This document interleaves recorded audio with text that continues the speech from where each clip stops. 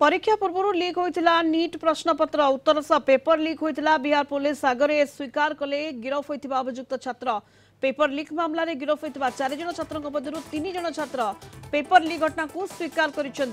छात्र हेले अनुराग यादव नीतीश कुमार और अनित आनंद परीक्षा पूर्व दिन से प्रश्नपत्र पाई स्वीकार कर जो प्रश्नपत्र पाई परदिन ठीक से ही प्रश्नपत्र परीक्षा आसीथिबा गिरफ छात्र सिकंदर जदावेन्द्र नामक बिहार जड़े कनिष्ठ जंत्री यही पेपर लीक मामलें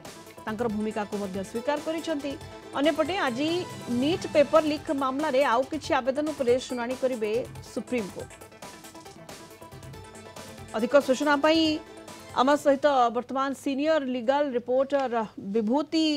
साहू जोड़ी होती। विभूति नीट परीक्षा को नहीं चलित थर जो भाव में विवाद वितर्क और अनेक अभियोग आसूची एवं ये जो कथा सामना को आसूची जे 4 छात्र जी गिरफ होते से भितर 3 जन स्वीकार कर पुलिस आगे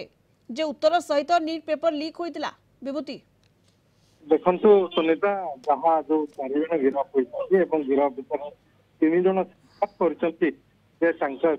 पूर्व दिन राति प्रश्नपत्र सहित उत्तर नीट परीक्षा डाक्तर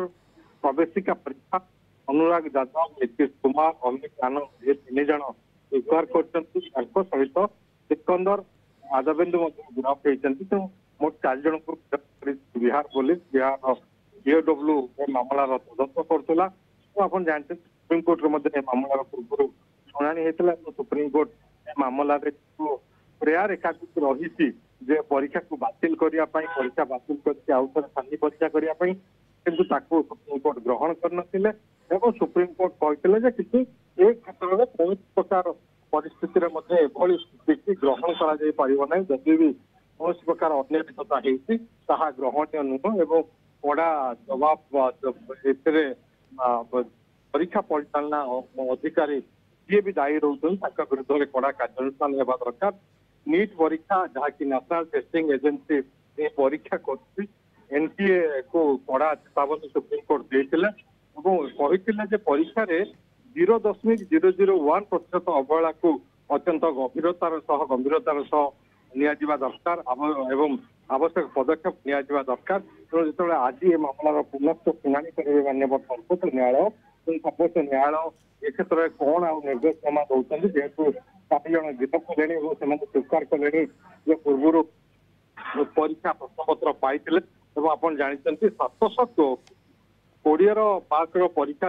720 रु 720 67 जन छात्र छात्री रखी जहाँकि जो 70 जन एभली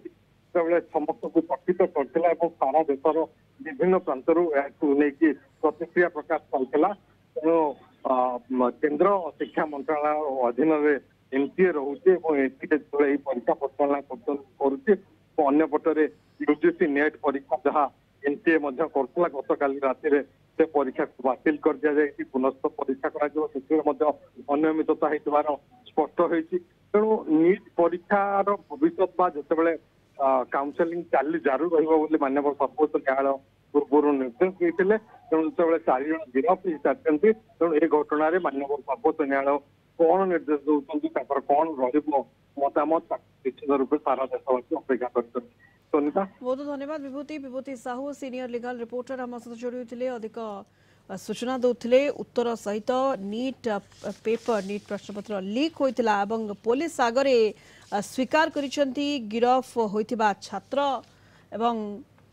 जो संपृक्ति नहीं जो कथा सामना को आसूची 4 जन छात्र भितर 3 जन छात्र स्वीकार कर पेपर लीक घटना को यह सहित परीक्षा पूर्व दिन से प्रश्नपत्र पाई कथा स्वीकार कर जो प्रश्नपत्र से पाई ठीक से प्रश्नपत्र परीक्षा आसीथिबा ता परदिन कहते गिरफ छात्र यह बिहार जड़े कनिष्ठ जंत्री पेपर लीक मामलें भूमिका को स्वीकार कर। अधिक सूचना संपर्क देते Kalinga TV senior legal reporter Bibhuti Sahu.